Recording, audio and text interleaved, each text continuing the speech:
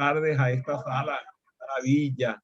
Estamos muy contentos, muy contentos y muy complacidos en la compañía de Marcial Quintanar. Una persona que, por cierto, tuve, esas son las cosas que Dios me premia a mí, ¿verdad? Es increíble. Yo teniendo a Marcial en mi sala y que formándose al lado mío, imagínate eso, ¿no? Y que tomando un programa conmigo y yo decía, pero ¿qué hago? ¿Qué hace este señor aquí si yo soy el que tenía que estar en la sala junto a él? Pero bueno, para que tú veas, a veces pasan esas cosas que Dios te premia poniéndote en compañía de una persona tan vamos a decir, una persona excelsa. Yo creo que eso es la palabra que siempre me viene cuando pienso en Marcial, una persona impecable, una persona que además tiene un sentido del humor muy suave, porque él no hace uso del humor, sino que genera un espacio un ambiente muy agradable alrededor de sí. Y eso también es humor, aunque la gente no lo entienda así. A veces el humor es hacer que la gente se sienta bien al lado de los demás y al lado de nosotros. Entonces, yo me siento muy bien y muy complacido de estar contigo. ¿Cómo estás, Marcial? Feliz tarde. No, hombre, Adrián, qué bárbaro con esta presentación. ¿Qué te invito? O sea, el honrado soy yo. La verdad es de que desde que te conocí allá en Guadalajara, bueno, aquí en Guadalajara en el 2012, con este taller de aprendizaje acelerado, pues la verdad es de que eres de las personas que marcan, ¿no? Que marcan la vida y muy agradecido de haberte conocido. Y entonces, encantado de estar contigo. Tú sabes que a mí me encanta leer lo que tú vas publicando porque me parece muy fino, porque creo que tiene que ver con mi moto. Creo que conoces que yo soy de los que opina, mejor dicho, que prodigo que contribuir a la felicidad de las personas a través del aprendizaje es, es mi misión. Entonces tú hablas bastante sobre las personas como la base fundamental de las organizaciones y quería que comenzáramos conversando desde allí. ¿Cómo es eso, las personas como base fundamental de la organización? Mira, yo te diría lo siguiente.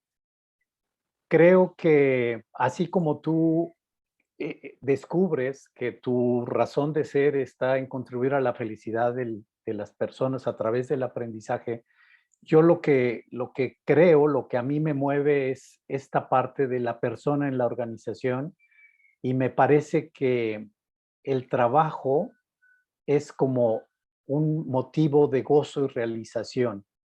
Y, y creo que cuando las organizaciones se dan cuenta que de esto, de esta maravilla, de esta realidad, podemos hacer organizaciones muy poderosas y podemos hacer que las personas sean felices mientras trabajan.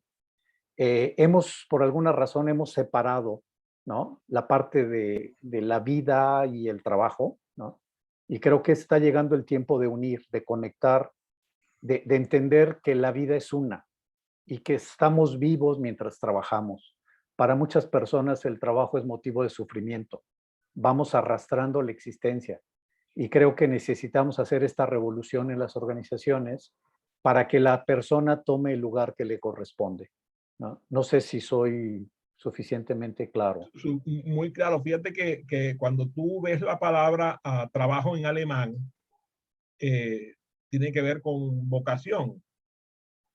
Ellos hablan no dicen Werk, que es work, que, como lo dicen en inglés, sino que dicen Arbeit.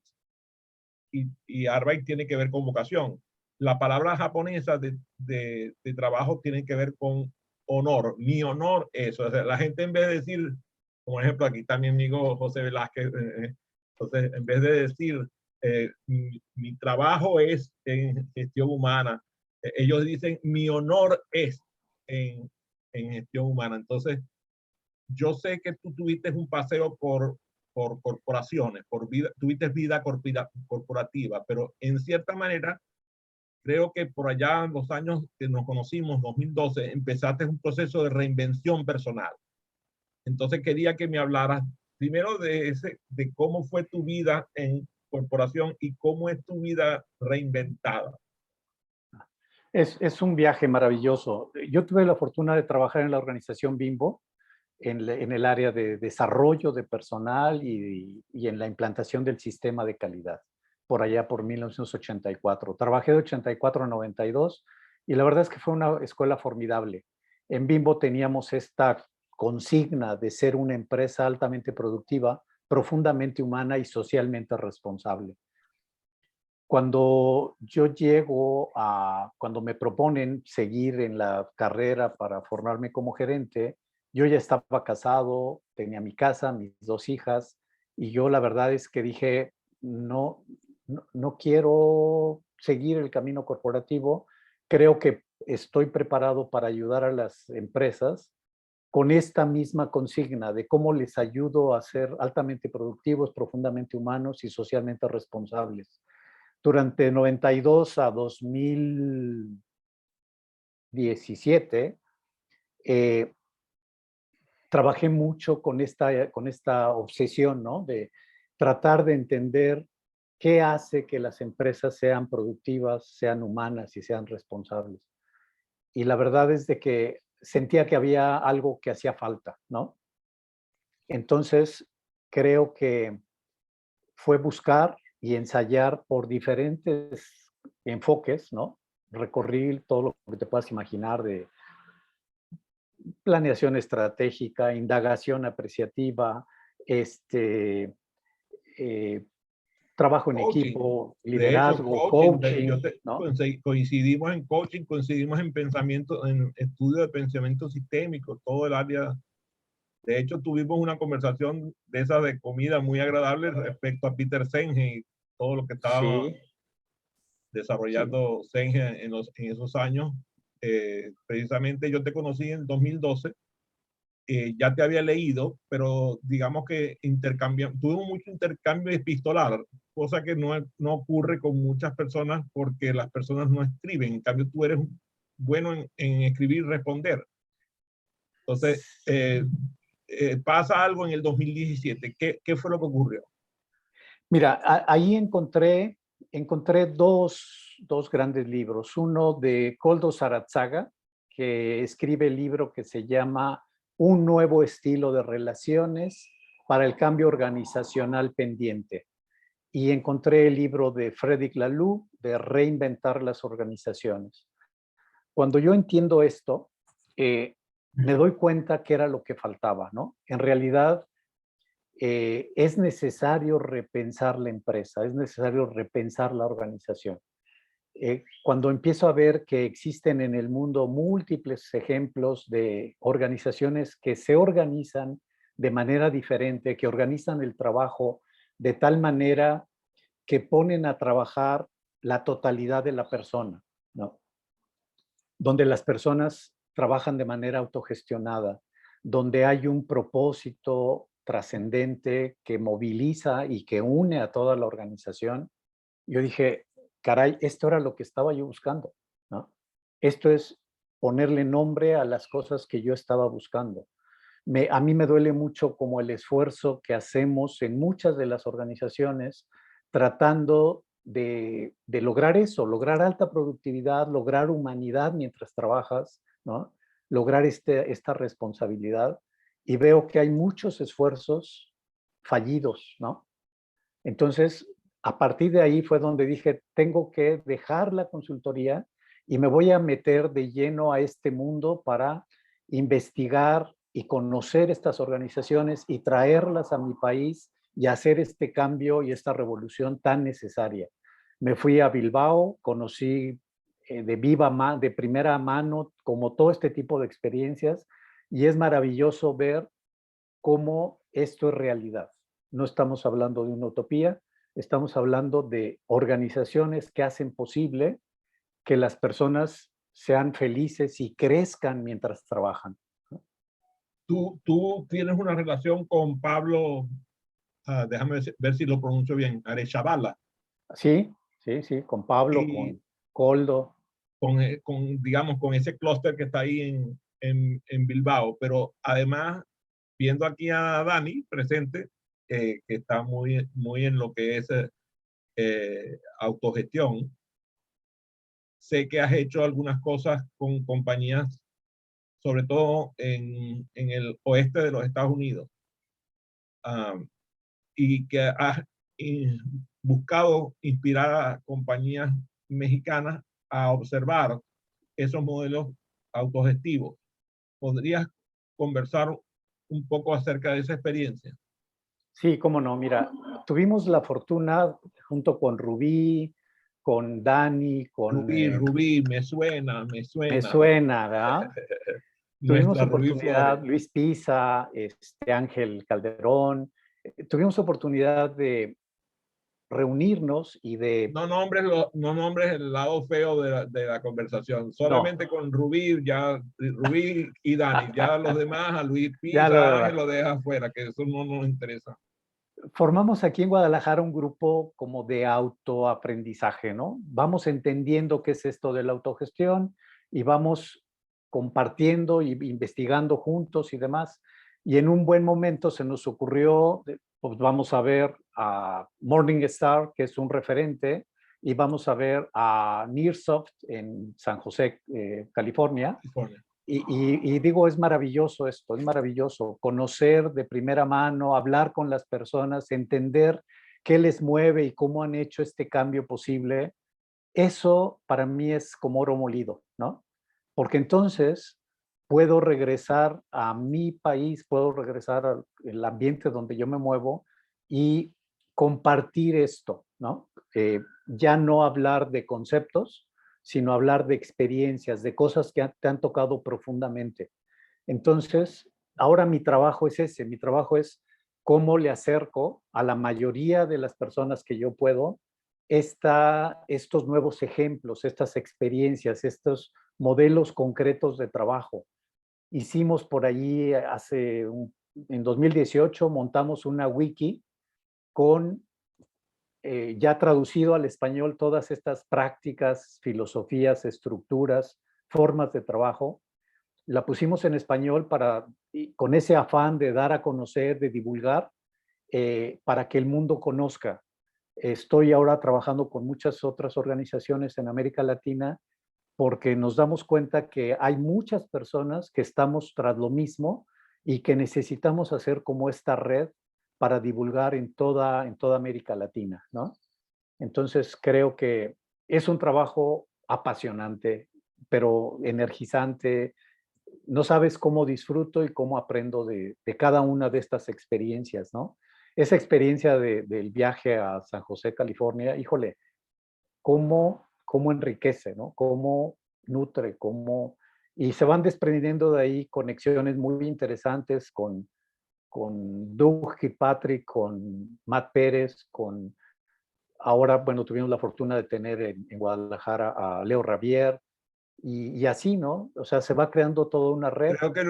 Creo que no fueron muy felices con la última visita de Leo en Bueno, Guadalajara, ¿verdad, Dani? Creo nos, que fue la visita que dejó a medio grupo. Cuando nos contagiamos El del desafío, COVID. el desafío contagiamos del de COVID, así es. Qué cosa, Fue qué tan cosa. grande, fue tan grande su Sí, generosidad que compartió hasta el virus. exacto.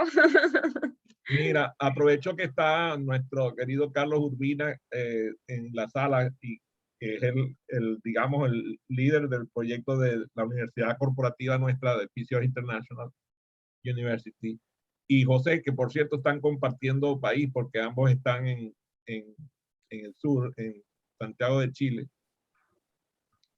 Eh, yo sé que te voy a pedir algo que a veces es un poco difícil porque en pocos minutos a veces no es fácil, pero ustedes hablan de 10 estructuras en la parte autogestiva, de organizaciones autogestivas. ¿Pudiera hacer una síntesis para beneficiar a José, a Carlos y a la audiencia que está por la vía de las redes?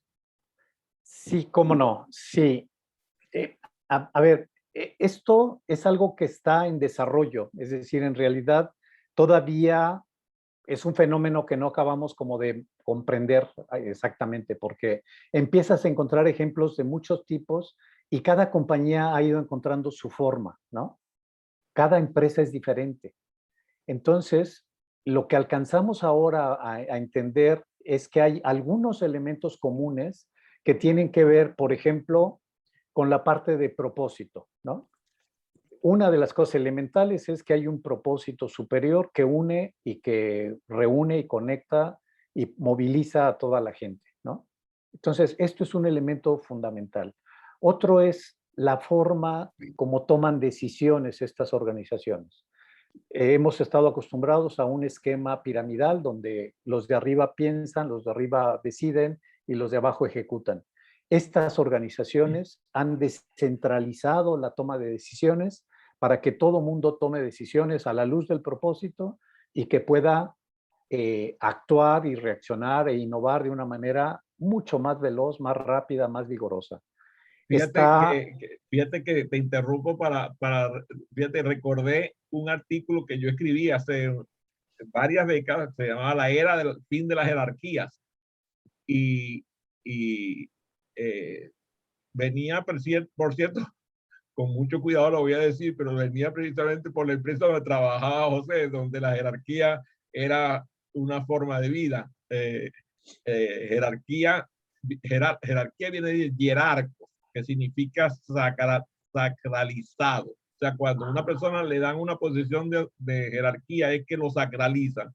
Entonces, él, que era maravilloso, yo lo recuerdo a José, vamos a decir que estaba chamo, ahora ya estaba con el cabello grisáceo, pero en esa época estaba muy chamo. Oye, para, tenía que luchar contra la jerarquía de la organización, que era una organización enorme, estamos hablando de una organización de decenas de miles de personas, y era una pesadilla aquello, porque todo el mundo daba orden, estaban por grupos, entonces claro, tomar decisiones era una pesadilla. Ahora cuando tú dices esto, ¿verdad? Que se desestructura y hace una organización más redonda, más horizontal, me hace mucho sentido que de allí venga una solución para la autogestión. A ver, entonces llevamos dos, propósito y toma de decisiones.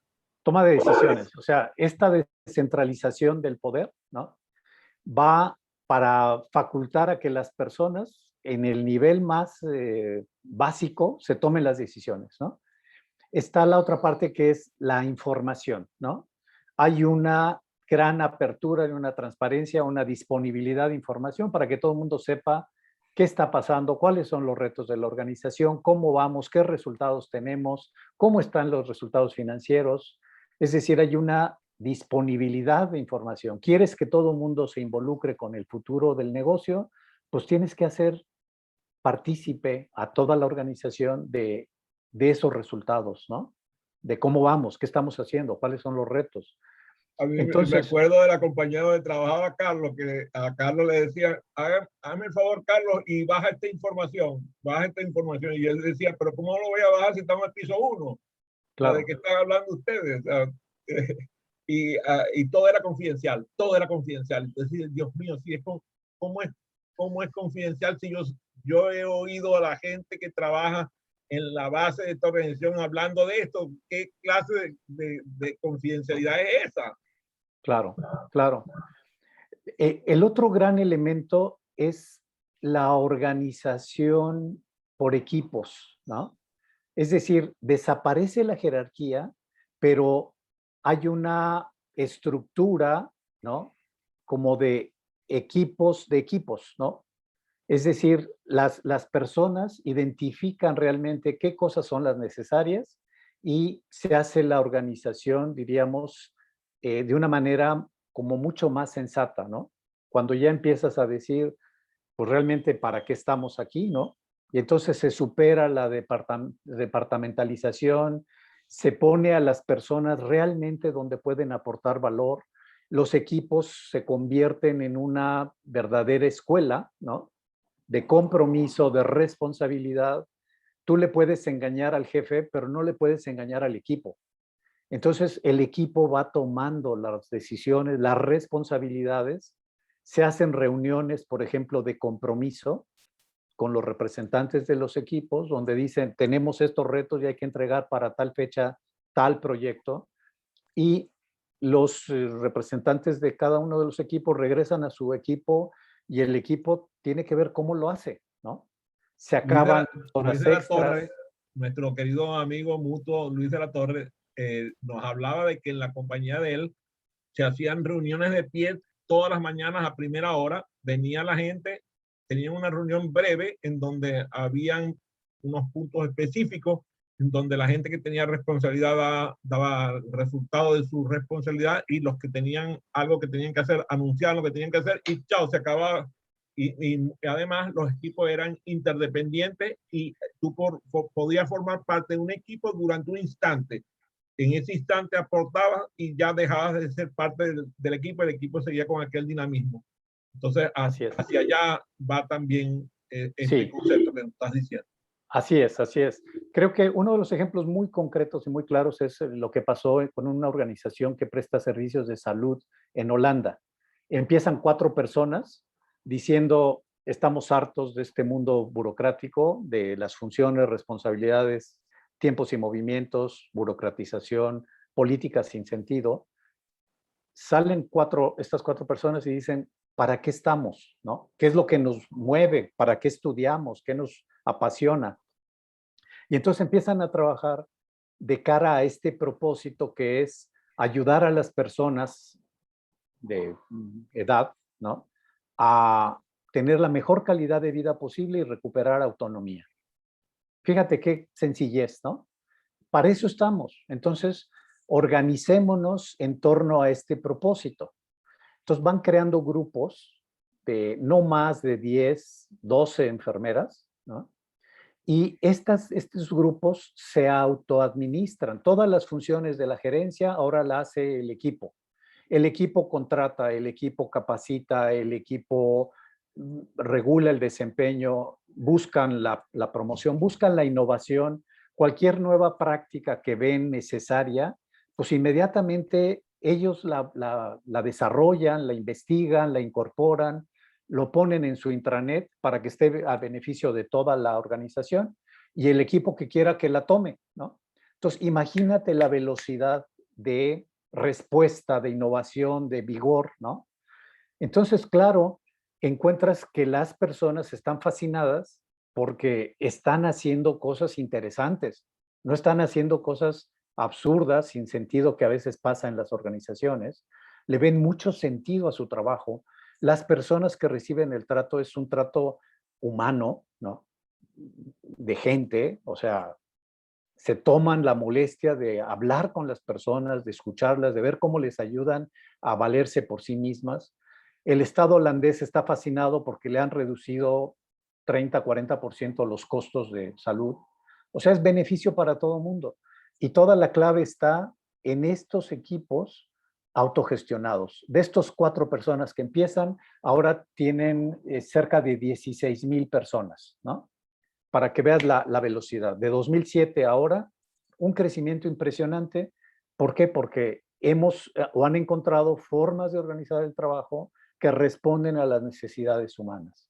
Perfecto. Sigamos adelante tenemos tiempo que quiero aprovecharlo. Ajá. Cuéntame. Llevamos cinco dimensiones.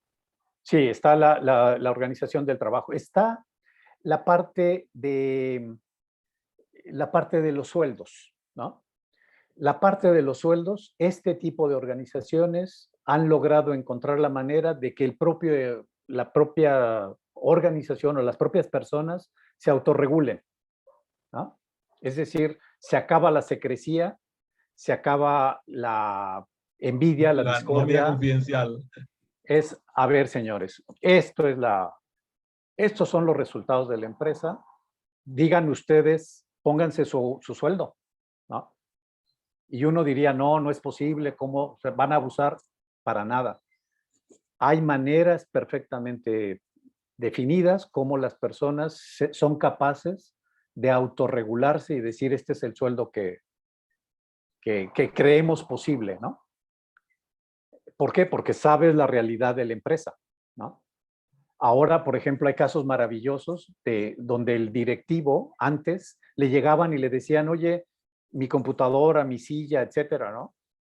Y ahora dice, pues es una maravilla, porque ahora yo soy el que llego con las personas y les digo, oye, tu computadora o tu silla.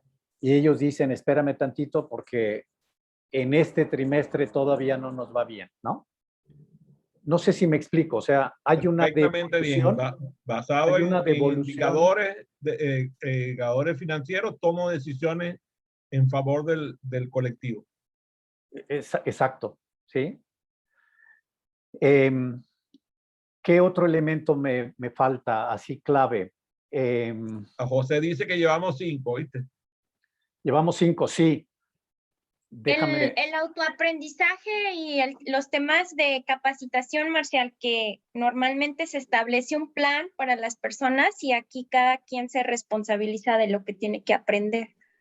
Esa es una aportación maravillosa, Dani. Esa es otra gran revolución.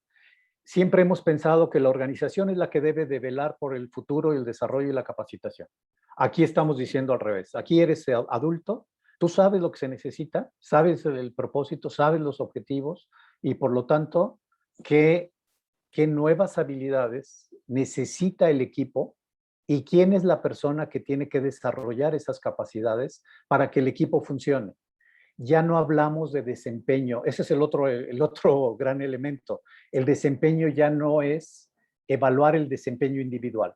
Ahora hablamos de ¿para qué estamos? Estamos para hacer un trabajo en equipo. Hablemos del desempeño colectivo, ¿no? Entonces, todo el enfoque está puesto en cómo servimos mejor, cómo somos más eficientes. Por lo tanto, el equipo es sabio para autorregularse y decir, Dani, por favor, necesitamos que te pongas a estudiar finanzas o te pongas a estudiar X cosa, porque alguien tiene que cumplir con este rol, ¿no? Y creemos que tú eres la que tiene capacidades. Recibes una encomienda de ese tamaño y tienes la confianza y el respaldo de tus compañeros, pues mira, el aprendizaje se da de una manera inusitada, veloz, ¿no? Entonces hay autoaprendizaje, hay modelos educativos que atienden el aprendizaje de la organización. ¿Cómo está el tema de la planificación? Cuéntame. Ese es un tema muy importante. La planificación tradicionalmente la hacía la alta dirección, ¿no? Ahora, lo que hacen este tipo de organizaciones es crear un equipo con diferentes voces desde diferentes lugares que se reúnen y empiezan a decir cuáles son los retos de la organización, cuáles son los grandes objetivos que debemos de perseguir. Ya no es un asunto descendente, piramidal, ahora es un asunto colectivo donde la inteligencia colectiva está oteando el horizonte para ver qué hacemos para preservar la organización. Entonces, estas funciones, este equipo hace las veces que hacía el equipo gerencial, ¿no? Lo que pasa es de que ahora tienes muchísimo más información, está más socializado el asunto, notas el compromiso de las personas porque saben que no hay nadie más que va a estar velando por el éxito del barco y para que no zozobre, ¿no? Entonces toman excelentes decisiones, mucho más sabias, más informadas y con mayor grado de compromiso. Y hay un modelo cultural de innovación en esas 10. Se ve que es muy innovativo todo, pero hay una estructura cultural de innovación. Sí, claro. Lo que pasa es de que la innovación ya no está en un departamento, ahora está distribuida en toda la organización, porque todo mundo tiene que estar pendiente de los resultados y tiene que estar pendiente de cómo mejora su operación y de cómo innova, qué nuevas necesidades hay en el mercado y qué cosas necesitamos aprender. Aprendizaje e innovación ahora está metido dentro de toda la organización, ya no es un departamento. No sé si soy claro. Sí, perfectamente bien, porque lo que pasa es que muchas personas piensan que la innovación le corresponde a un departamento como Así si es. fueran a tener, pero por eso hablaba de cultura de innovación, porque la cultura es del colectivo. Así es.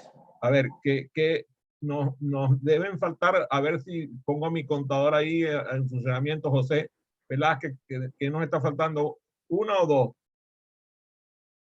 Según mi cuenta, 3. Tres. Oye, así que hay que apurarnos. Porque eso que yo llamaría, me encanta, ya más que un departamento que responde a modelos lineales de innovación, o sea, que lo hacía un departamento, hoy realmente creo que muchos ya entienden que el aprendizaje, el cambio y la innovación es más una cultura que siempre está presente en la historia de la humanidad, inclusive desde que el hombre inventó la rueda, por decir algo. El cambio, el aprendizaje y la posibilidad de vivir cambiando es parte del aprendizaje continuo y la vida. Entonces es más una cultura que un departamento. Así es. Me encanta fíjate, déjame interrumpirte un momentito porque esa palabra que dijo José me pone preocupado, porque a veces las personas no se dan cuenta que si bien es cierto, en una parte del mundo se inventó la rueda, cuando, cuando llegan los españoles, los ingleses, los vikingos, aquí a América, aquí no se había inventado la rueda. Pero qué interesante que se habían inventado cosas que eran superiores a la rueda. Lo que pasa es que la gente no las estudia. Así es. Entonces, a mí me encanta un escritor americano que escribe un libro que se llama 1991 porque habla de la cultura que había aquí, perdón, 1491 se llama el libro. Se lo recomiendo ampliamente porque habla de todo lo que había antes que pasara todo ese lío de Colón y de la llegada de los españoles. Ajá, vayámonos para terminar con los tres. Ajá. Bueno, el otro elemento fundamental es la parte de los compromisos. En todo este tipo de organizaciones hay dos principios fundamentales. El punto es, no se exige nada a nadie, no se coacciona. Todos los compromisos tienen que ser elegidos libremente, ¿sí? Voluntariamente, y todos los compromisos se cumplen. Es decir, es una gestión por compromiso. Ya no hay de que tú tienes un puesto, tú tienes un jefe, hay alguien que te va a checar. No, aquí es qué se necesita, qué espero yo de ti, Adrián, qué esperas tú de mí, ¿no? Y cómo vamos a verificar que lo que yo prometí se cumpla. Esto es una revolución porque implica ver a la persona como sujeto libre y responsable. Ya no vas a necesitar de alguien que esté viendo a ver si cumples o no con tu trabajo, ¿no? Muy bien. Yo he escuchado algo creo que algo que escribiste o de alguien tuyo que escribió que tiene que ver con como una cultura del agradecimiento o algo por el estilo, ¿sí? Sí, ese es el otro tema, que es ver cómo creamos espacios para la persona, para que la persona se humanice. Entonces, hay muchas prácticas que van para buscar el bienestar de la persona. Es decir, crean, por ejemplo, espacios seguros donde decimos, aquí venimos y hablamos como personas, ¿no? ¿Qué estoy buscando? ¿Qué me mueve? ¿Qué dificultades estoy teniendo? Etcétera. Cuando las personas sienten que son personas, fluye la colaboración, ¿no? Es decir, esa parte de la mirada distinta, ¿no? De dejar de ver a las personas como mano de obra, ¿no? Para ver a la persona en toda su plenitud, ¿no? En toda su completitud, si se vale el término, ¿no? Eso hace la gran diferencia, porque entonces las personas podemos llegar al trabajo y somos personas completas. No tengo que dejar el corazón, el espíritu, la mente colgado en el perchero para tomarlo a la salida del trabajo. Aquí se necesita que la persona se ponga por completo en su trabajo, que no nos prive de todo su ser, con todas sus con todo su ser. No todo es perfecto. Por eso tienen espacios para hablar, para gestionar conflictos, para madurar, para dar retroalimentación, ¿no? Que nos haga vernos uno al otro como personas, ¿no? Entonces, eso cambia porque ya no es un departamento o un jefe, ahora somos personas que somos corresponsables de que cada uno de nosotros esté bien, ¿no? Que cada uno de nosotros crezca, que no viva como un bicho aislado. Hay dos temas que con los cuales quiero cerrar. Uno tiene que ver con el diseño de conversaciones y el otro es con la ausencia del miedo en las organizaciones. En las dos cosas te he visto contribuir. Sí, sí, yo creo que el principal reto está ahí. Si tú revisas cómo estamos organizados en base a miedo, ¿no? Y aquí el chiste es entender que funciona muchísimo mejor cuando funcionamos en base al amor, ¿no? Cuando funcionamos en base al amor, cuando yo llego al trabajo y digo qué amo hacer, ¿no? ¿Qué me gusta? ¿Dónde puedo aportar más? Donde ya no hago las cosas por temor a ser despedido, por temor a, ¿no?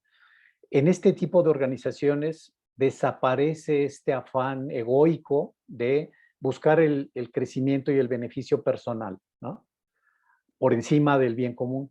Entonces, aquí tengo la confianza de que puedo mostrarme como soy y que puedo hacer lo máximo de mí para desarrollar todas mis capacidades, ¿no?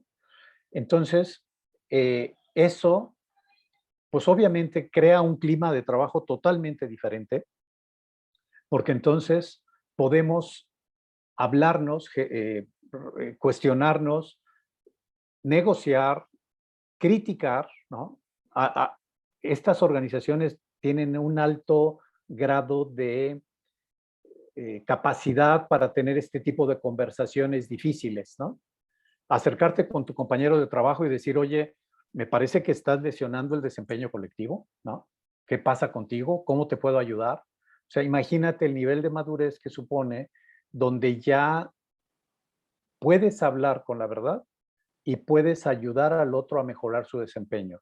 Esto crea equipos altamente exigentes, porque como decía, ahora ya no tengo unos ojos que me están mirando, ahora tengo 10 compañeros que están viendo y que saben muy bien cómo me desempeño y saben muy bien que tendré momentos bajos, pero no se vale que yo me cuelgue del equipo para ir nadando de muertito. No sé si me explico. Sí, fíjate que dentro del equipo que formamos, el equipo más pequeño que formamos nosotros, una de las frases más comunes que sale de mi boca es actúa siguiendo tu mejor criterio, sigue tu mejor criterio. Y esa contestación, déjame decirte que mucha gente me dice, oye, pero no me hagas eso, no, discúlpame, aquí aquí no hay jerarquía, yo no te voy a decir lo que vas a hacer, si no, no estamos aprendiendo nada. Y Claro. la otra cosa es que hay que aprender a que las personas son únicas, irrepetibles, insustituibles, pero son reemplazables. Entonces yo oigo muchas veces cuando alguien eh, lo liberan de la relación laboral y entonces dice, me despidieron. ¿Qué te despidieron? Nada. De, lo que hicieron fue desincorporarte del rol que estabas cumpliendo, ve a cumplir otro en otro lado. O sea, ¿cómo vas a decir que te despidieron? O sea, eso además lesiona tu autoconcepto. No digas eso, ¿vale? Claro. ¿Eh? No lo votaron nada, lo liberaron. Claro. O sea ya él cumplió un ciclo ahí que ya la gente no quería trabajar con él. Chao contigo, vete para otro lado. Y te voy a decir una cosa, cuando se va para otro lado, se va así con digamos, con el autoconcepto elevado, normalmente la nueva posición la va a ocupar con mejor satisfacción. Claro. Claro. Déjame cerrar esto, dándote la palabra para cerrar y despedirte, pero quiero agradecerte el agradecimiento pues que que me trae el amor con la que has sostenido esta conversación junto con nosotros. Y ahorita voy a abrir el periodo para que la gente te pregunte a satisfacción, ¿ok? Con mucho gusto. José Carlos Dani.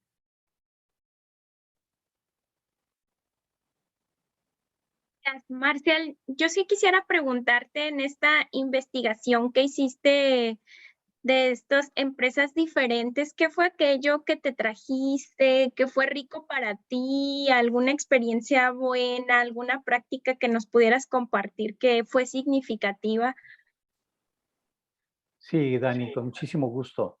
Mira, cuando yo fui a Bilbao, yo iba con una mentalidad, diríamos, con este enfoque pragmático, ¿no? Materialista, de quiero encontrar métodos, pasos, metodología, ¿no? Objetivos, cómo le hacen, quiero saber el know-how, ya estoy muy claro de que sí se puede hacer otro tipo de prácticas. Entonces, yo quiero saber cómo se transforma la organización, yo quiero saber el ABC y díganme los pasos, ¿no? Igual cuando fuimos con Doug y con Matt Pérez, y con las demás empresas con las que he podido tener la fortuna de conocer. Y una de las mayores lecciones es descubrir que más que el know-how, ¿no? Más que los pasos, la metodología, lo más importante es entender y palpar de primera mano las motivaciones por las cuales se hacen estos cambios. En todos los casos he encontrado que nace de un profundo malestar de la persona, ¿sí? Tiene que haber algo que hiera, que moleste, que lastime, ¿no? Que digas, es que no es posible vivir de esta manera. Tenemos que tratar a las personas dignamente, o en el caso de Nearsoft, ellos dicen, estamos hartos de la forma tradicional, queremos hacer una compañía que funcione para todos. Cuando tú dices eso, a ver, ¿de dónde salió esta genialidad? No nace de conceptos, no nace de la razón, nace de lo profundo del ser humano, donde dice, hagamos algo que funcione para todos. Y ves años después cómo eso que parecía algo raro, ¿no? Se convierte y se materializa. Entonces tienes, por ejemplo, clientes encantadísimos con la compañía, ¿no? Con todos los desarrollos de software que hacen. Tienes proveedores encantados, tienes accionistas encantados, tienes trabajadores que bueno, pelean por estar en esta empresa, ¿no? Y es una empresa mexicana, es una empresa donde tenemos la fortuna de decir, oye, es que no es para otros países, lo tenemos aquí, ¿no? Entonces, para mí la lección de oro es eso, entender que la transformación de la empresa arranca de la transformación de la persona, arranca de esta pasión, de este dolor, de esta insatisfacción profunda, y entonces empiezan a hacer cosas diferentes, ¿no? Y así lo he visto de una tras otra, encuentro eso, ¿no? Y eso me da gran tranquilidad, porque entonces ya no necesitamos los métodos, ya no necesito los pasos, dime el ABC y cómo le vamos a hacer para la transformación. Aquí es más bien ayudar a las personas a conectar con su ser, con su corazón, ¿no? ¿Qué es lo que te anima? ¿Qué quieres hacer diferente? ¿Qué quieres hacer en esta vida? ¿No? Recuerdo mucho, me queda muy presente una frase de Adrián allá por 2012, donde decía, no es mi vida y yo, ¿no? Yo soy vida. Es decir, entender que la vida está fluyendo dentro de ti y que quiere hacer cosas en esta vida y que tú no eres nadie para decirle a la vida qué hacer. Más bien es la vida la que te está diciendo a ti qué quiere hacer a través tuyo. Cuando tú escuchas eso, haces maravillas. No sé si respondí. Gracias. Adelante, José. yo quisiera, en la gran sintonía en que me siento con Marcial y viéndole el rostro a Dani, que aunque yo era un muchacho, Adrián, cuando me conociste, ahora yo veo a Dani, Dani me parece una niña. Y yo he tenido la suerte de ir evolucionando y de pasar de ser un hombre de recursos humanos en esa PDVSA que tú me conociste, sí, muy estructurada, donde sí confieso que te puedo contar una anécdota inclusive en relación a lo de las estructuras al final, pero quiero no perder la idea del aporte que está dando Marcial y un poco para ilustrarle otra experiencia a Dani. Y hablo de Dani sobre todo porque veo que es la más jovencita. Yo tuve la suerte de ir experimentando, sobre todo a partir del año 2006, cuando tenía un equipo de muchachos muy jóvenes y yo era el director de recursos humanos. Tuve la suerte de pensar los objetivos y lo que me motivó a mí para yo ser exitoso en ese pasado que tenía, no es lo que motiva a los jóvenes de ahora. Y fue donde me empecé a interesar por estudiar a los millennials y de las distintas generaciones. Y cada vez me di cuenta lo clave que era pasar no solo de ser un líder estratégico, sino también un líder empático. Y me empecé a motivar yo por disfrutar ese gozo, como lo decía Marcial, de que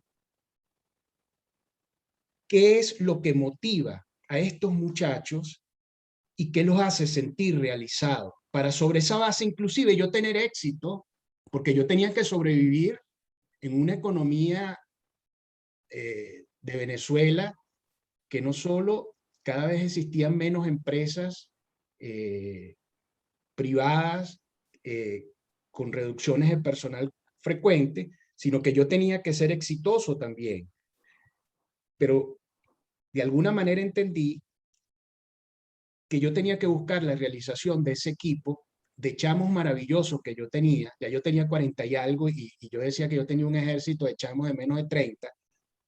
Y me di cuenta que la clave estaba en la empatía, en oír a la gente, en tener la comunicación más asertiva posible, entendiendo la comunicación asertiva en aquella donde tú no solo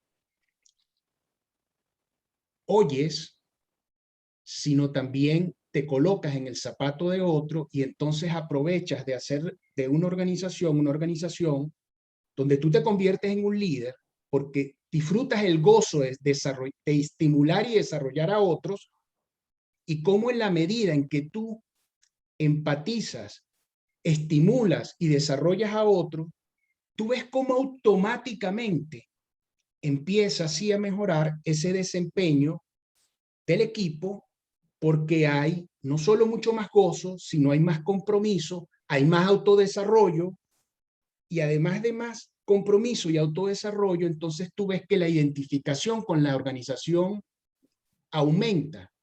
Y eso yo me fui dando cuenta, yo diría que es disfrutando el trabajo, y entonces empecé a enfocarme en cómo hacer eso más consciente. Y ahí fue donde intenté incluso en esa empresa, en el año 2000, era como el 2006, empecé a trabajar el tema del clima, pero como yo lo venía trabajando en la industria petrolera, me metí en Great Place to Work, y luego tuve la suerte en el año del 2014, 15 y 16, me dieron la confianza para no solo participar, sino durante 3 años consecutivos, obtuvimos el Great Place to Work, estuvimos en el top 10. ¿Y qué fue lo que hicimos? Mira, fue un programa para formar supervisores y para darle coaching a líderes, para precisamente desarrollar esa capacidad de liderazgo, para tener más empatía, para hacer de las organizaciones, yo lo voy a decir ahora con mis términos, donde la gente viva agradado, viva feliz y la gente disfrute del trabajo. y en la medida en que disfrutas el trabajo, es increíble, porque entonces tú lo que tienes que después es ayudar a esa gente a cómo organizar sus ideas, y a esos millennials tenías que darle autonomía, tenías que darle la libertad para que ellos optimizaran sus sueños, sus desempeños, y las cosas se iban dando solas. Y entonces ahí donde viene lo que Marcial decía, o dice, de repente yo me estaba dando cuenta que ellos y yo estaba gozando mi trabajo. Y me di cuenta que así era como yo me estaba sintiendo más realizado. Entonces Bueno, yo diría fíjate, que ahí es donde está el kit. Tener empatía, oír, comunicación asertiva para lograr más compromiso y camaradería, y eso potencia y sinergia a los equipos, y sí se logran mejores desempeños. Yo creo que ahí está el kit de la cosa. gracias, José. A ver, Carlos, cerramos contigo. Ok, Marcial, un gusto. Sí, yo quería preguntarte, y va unido en cierta forma a lo que comentaba José. O sea, ¿cómo convences a una organización a que tiene que hacer esos cambios cuando parte de esos cambios pasa a nivel de muchos gerentes, y aparte que las compañías, como las personas, no pelean con su ignorancia? O sea, yo creo que la estoy haciendo bien y no pienso más nunca que hay otra forma, sino que es como yo lo hago, y si me ha funcionado por años, ¿por qué lo voy a cambiar? Entonces, ¿cómo convencer a las empresas a que esto se dé más allá de, o sea, llegándole directamente a los líderes? Porque por experiencia propia, yo trabajé, mi última experiencia con equipos de trabajo fue con millennials, y yo apliqué lo mismo que utilizaba con otros que tenían 10 años menos que yo en otras operaciones. Y yo siempre decía, o sea, yo no aceptaba que nadie, ni el gerente general, ni un presidente de la compañía, ni el vicepresidente le llamaran la atención a mi equipo. O sea, las cosas buenas las puedes decir cuando quieras, pero cualquier cuestionamiento me lo hacen a mí. Y yo a mis equipos les decía, o sea, lo que tú hagas, yo no voy a pelear yo no voy a salir en una reunión a decir, es que se equivocó Dani, y no. O sea, me equivoqué yo porque yo tomé la decisión que tú te encargarás de eso. Yo te di la confianza, y yo lo que hacía era simplemente, ¿cómo vas a resolverlo? ¿Qué ocasionó que ocurriera? ¿Y para cuándo me das la respuesta? ¿Me das la solución? Y entonces la gente, entre ellos mismos, el mismo equipo sabía, y a veces ellos sabían cada quien, como diríamos en Venezuela, cada quien sabía por dónde cogía. Pero ellos tenían reuniones aparte donde ellos se apoyaban cuando eran reuniones con todo el país. Ellos se apoyaban para darse soporte. Entonces, y hice 2 trabajos interesantes en 2 empresas distintas en las que yo desarrollé un plan de planificación estratégica personal para ejecutivos, donde los departamentos, así como la empresa tenía su misión, visión y valores, cada departamento tenía su misión y cada equipo tenía su misión, visión y valores. Entonces respondían todos a eso, y había un compromiso, y había una unión con todo. En algunas partes fue disonante, en otras partes fue acogido de manera de buena manera, se ejecutó. Entonces, ¿cómo convencemos a las empresas que esa necesidad la tienes internamente y que tienes que buscar resolverla con la gente para vivir más tranquilos? Porque he visto vicepresidentes de operaciones pegados con la gente con un palo dándole porque, ¿por qué? ¿Qué no? En vez de dejarlos quietos. Y al final del día... Déjalo contestar, pues, Carlos, Sí. que estás entusiasmado. A ver, déjame intentar responder. Dice Lalú que las organizaciones no pueden ir más allá del nivel de conciencia de sus dirigentes. De este año, ¿no? Es decir, es importante partir del dirigente, hablar con el dirigente, decir en dónde está, ¿no? ¿Qué le duele? En el caso, por ejemplo, de lo que hacemos en K2K en Bilbao, no se da un paso si la dirección, o sea, el que tiene el mando, el poder, la propiedad de la empresa, si no quiere, ¿no? Es decir, como que aquí es al revés, ¿quieres hacer algo por transformar la organización? Pues primero veamos si estás listo, si tú quieres realmente, porque nadie aprende contra su voluntad, ¿no? Entonces, creo que ese tema, y te entiendo perfectamente bien porque a mí me importa ese tema. ¿Qué es lo que yo hago? Hablar con el dirigente, no, es decir, en términos de persona, no con el dirigente como jefe. Cuando hablamos con él y, por ejemplo, me llevo a alguien que ya ha caminado en esto y le digo, oye, platícale un poquito de cómo fue el proceso contigo y cómo fuiste tú encontrándole sentido a tu vida a través de hacer esta transformación. Normalmente eso funciona muy bien porque va despertando dentro de la persona pues una gran insatisfacción que trae, ¿no? Es decir, las personas tenemos necesidad de sentido. Entonces, ese dirigente que está endurecido, que está aferrado a sus criterios, etcétera, necesita ayuda para conectar con esa insatisfacción, ¿no? Y sirve mucho tener un par, un empresario amigo, ¿no? O alguien de confianza que de alguna manera le platique o le diga cómo fue el proceso de enfrentarse con su vacío, ¿no? Y encontrar a través de este tipo de transformaciones el sentido de su vida. Espero haberte respondido. O sea, es un tema humano. La empresa humana la hacen líderes humanos y hay que invertir la humanidad nuestra. Entonces, creo que sí, si bien hay que ser respetuosos, sí hay que tocar la puerta, sobre todo en esta parte de la búsqueda de sentido que todos los seres humanos tenemos. Hay mucho vacío, hay mucho sufrimiento en las personas y es importante abrirles cancha, ¿no? Decir, oye, es que hay formas de que tú reencuentres el gozo con tu trabajo, ¿no? Y mucho lo Fíjate vas a que, encontrar con fíjate haciendo que felices a otros. Blaine Bartlett dice que la gente cambia por dos razones. Por el dolor intenso o por el placer intenso. Entonces, por otro lado, otro autor dice que la gente cambia de conducta cuando el cambio significa una diferencia para él. Una diferencia perceptible, reconocida y aceptada por él mismo, por la misma persona. Puede ser que le dé todas las razones, no importa. A él le importan las razones de él. Entonces, me encanta que hayamos terminado esta conversación hablando precisamente de razones para cambiar.